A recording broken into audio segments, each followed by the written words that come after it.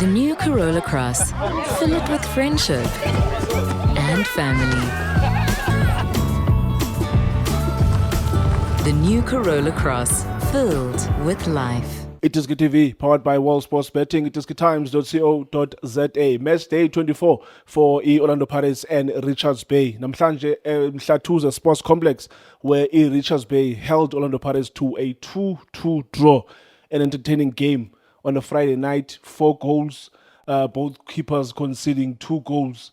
Ozunapolis scoring. Who else scored for Richards Bay? It was Carly, that boy with the haircut. He scored a brilliant goal, and also the second goal. Richards Bay scored some beautiful goals, namhlanje, making sure Oguti they collect a point. It should have been 3, but in the last second of the game, or in the last few minutes of the game, Libona CM consolidating for Orlando Pirates in getting a draw. Bobsin, long time, Mhlobam. Happy belated birthday. How are you? I'm good, man. I'm sharp. I'm good. I'm good. Meeting bulisa madoda la studio shade. Yeah. Yeah. Which kahle iphethe mhlobam. Yeah, no, I bekumnandi shade. As long as i-team ngisendela ama message ngijabule kakhulu shade. Ngiwatholile ama message ukusho ukuthi akhula ndoda. Let's dive into it. Orlando Pirates dropping points at the crucial time of the season. Yeah. We thought mhlawumbi their draw against Iswelele. Remember the game we were there at Orlando where they drew against Iswelele. Now, another game where they were expected to win. Suddenly they drop points because a win namhlanje would have given them a morale boost in making sure that they are 1 point above the Sundowns. Yeah. Remember, Sundowns are not playing up until the 22nd of April. Orlando Pirates have a game next week on Saturday against Amazulu. Meaning that should have won, if they win in Lamsanj, but win against Amazulu, they would have opened maybe a 4-point gap against Sundowns. But now they're putting themselves under pressure. But Richards Bay for themselves, they're chasing that top 8 spot. It's a good point for Bona. Yeah,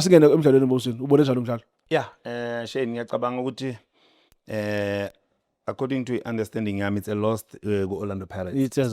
Especially uma i-season kanje Shane.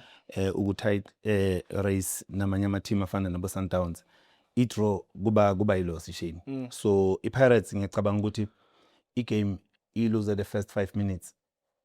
Before 5 minutes leya chance yakasibilibili if Pirates beyingabe itholele la goal. Ngabe i-Richards Bay i-game plan yayo ayizange isebenze. Because if ungabheka manje i-game plan ye-Richards Bay isebenze because of kuyithethe isikhathi Orlando Pirates ukuthi i-lead i-Richards Bay. And ayizange i-lead i-Richards Bay until i-Richards Bay they got a chance bakwazi ukukora then bachubeke nale plan yabo bafuna ukuyenza against the Orlando Pirates. But ngiyacabanga ukuthi if i-Pirates beyithole i-lead against Richards Bay ngabe kumosheke konke Shane Orlando Pirates beyingakora more goals because beyolinda ukuthi manje i-Richards Bay i-change indlela yokudlala, and the more ifuna i-change indlela yokudlala ifuna equalize against Pirates, yila khona i-Pirates izocala manje i-attack i-Richards Bay ngemandla Shane. So uma ungabheka i-Pirates for me icale kahle Shane because you know it's not easy Shane create ama scoring opportunity, but uma uthola chance yokuthi niwa createile kumele niwarebe Shane. Today i-Pirates attempt ka 20, you understand, then ama shot on target about 8, only 2 goals. So uyabona ukuthi i-Pirates bebeyingenhla nangemidlalo ball position, Pirates be control the game. And ngingaqolanga to uza kule point yakho about 8 shots on target. How many for Richards Bay? I think it's 2. 2. I think maybe it's 2 or 3 yawo. Was it 3? Bakore 2, yeah. Ikhona la khona uChina bekuyi set piece. Oh yeah, I made the save. Yeah. I think it was 3. Yeah. So uma ungayibheka Shane the way i-Pirates idlale ngakhona they deserve ukuyiwina le game ngokuthi convert lawo ama chances. Unfortunately i-Richards Bay uma ungathi uyayibheka i-game plan yabo ibasebenzela ukuthi guys angeke smash Orlando Pirates ngale quality Orlando Pirates enayo nangendlela mhlawumbe abadlali be-Orlando Pirates baperforma ngakhona kulamalanga bakwazi ukuthi ngcono badefende badlale ngama moment to attack Orlando Pirates. Uma ungabheka 9-10 players behind the ball, they allow Orlando Pirates ukuthi igcine ingene ehafini yabo ukuthi inokhe ibhola, but bona into abayenzayo ukuthi ba close lama spaces. Ngibona the way abo coach belo Richards Bay, benze ngakhona namhlanje bathatha usikhakhane bamikisa kuleli side la left as a left wing ukuthi bazi ukuthi ngapha ka right banomabuyi uma banomabuyi ngapha ka right banosikhakhane then abomcineka badlala le center back banozulu into ebengibhekile ukuthi why bamikisa ngale bazile ukuthi lo interchange kwabadlali kwa police no rail ngaba nikeza iproblem you understand and libasebenzele because usikhakhane he did very well kulela side and is not a natural left back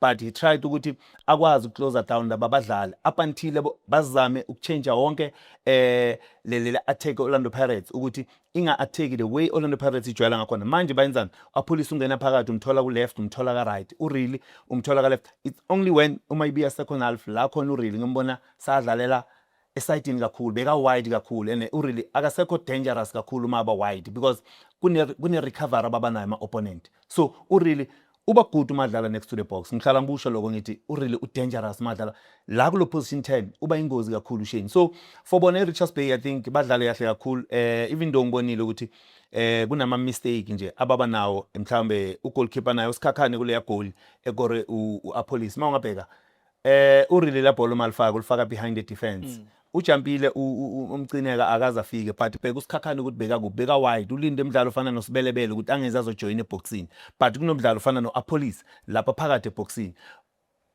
icomposure yakhe Shane ubonile ukuthi akazanga tatazele trap ibhola upass net so ngiyacabanga ukuthi idlale kahle Shane Richards Bay because wonke amagoli Richards Bay they scored amagoli wabo in front of the defense Orlando Pirates abazange bafuna ukuya mhlambe bayenza ama run abomahala behind the defense is the only player abadlala ngaye up front then kumele join abadlali abazikhali nabogumede what a player ugumede Shane ngiyacabanga ukuthi udlalile first half even though second half angazange abonakala is because of bebangasafuni nix ku attack that is why ubona angasenzi lawo marana angasaranile kuma space ugumeda angasekho involve ebholeni kakhulu because besebazi ukuthi okay we are leading man akusana sidingo sokuthi we can attack Orlando Pirates they only attack when Orlando Pirates iceda equalizer then inkhani bafuna ukudlala bayahamba bayijoina abomahala up front ukuthi okay sesifuna igoal and balithola igoal les2 babuya futhi bazodlala the way badlala ngakhona so ngiyacabanga Shane ukuthi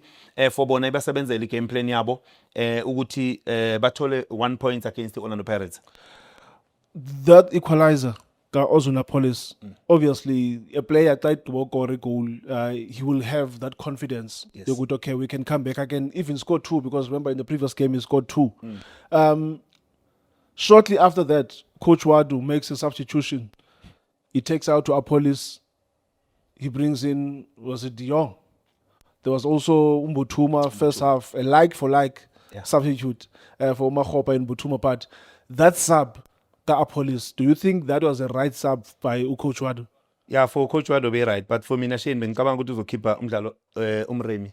Bengicabanga ukuthi umremi angamdonsa because uma ungathi uyayibheka umremi kunama decision amaningi amshayile today. Angiboni ukuthi lesikhathi amnikeze sona. Mina bengithi uzomdonsa umremi. Then athatha uApolice njengoba uReal besekadlala ku left ammikiso uApolice then athatha uPatrick Tito Masongane amlethe lapha as a number 10 at least uzokhona ukucombine nama passes unoReal unoTito unoApolice bakwazi ukuthi labadlali beRichards Bay bangakwazi nokuthi bafoule labo badlali then uthole lawo ma set piece ukwazi ukuthi udile ngalawo ma set piece because I saw Orlando Pirates more than 15 corner kicks but uyabona ukuthi ngathi ayipracticewa lento ama corner kick because ilenda la 6 area box and there's no one wana attack le corner kick and he misses it I mean abeka abadlali la so ngizibuza ukuthi le corner kick why bambisa abantu imithini then uma uceda banga understand ukuthi yini kumele bayenza lapha kulamhlangano because kumele bazi ukuthi if uMakgopa ranela kule first pole Shane kumele azi ukuthi mangabe flicka le ball or le jumper because ugoalkeeper Richards Bay angafiki kuwonke lama ball kunobani la eboxini azotapper in la khona ngisho ngithi ila uzothola khona kunamabasa tap in nihamba nekhoneni no celebrate so ngiyacabanga ukuthi nala makhona kick abawatholile abazange basebenzise right belicembe Orlando Pirates Shane because kumele ukuthi so account la makhona kick angeke sithole 15 or 16 and not even convert one we understand Shane ngiyacabanga ukuthi ilezi zinto kumele ukuthi kulesikhathi le stage esikuso ku league Shane ama chances afana nalawo kumele wa rap Shane because I league ifuna ube naleyo character Shane ube nalabadlali abane fighting spirit kulama game asele because now uma ungathi uyabheka kunabadlali ocabanga ngathi iyobashaya lento ku draw lama game afana nalawo kunabadlali abazoluza because Pirates might thola I chance iyascora amagoli amaningi but uma ungabheka today ihlulekile ukuthola lawo ama-chances chain ugcina uthi Norman kwangathi bangawina ngama 1-0 2-0 1-0 2-0 so that bakwazi ukusave amagoli bawasebenzise emagemini afana nalawa Shane. Okay.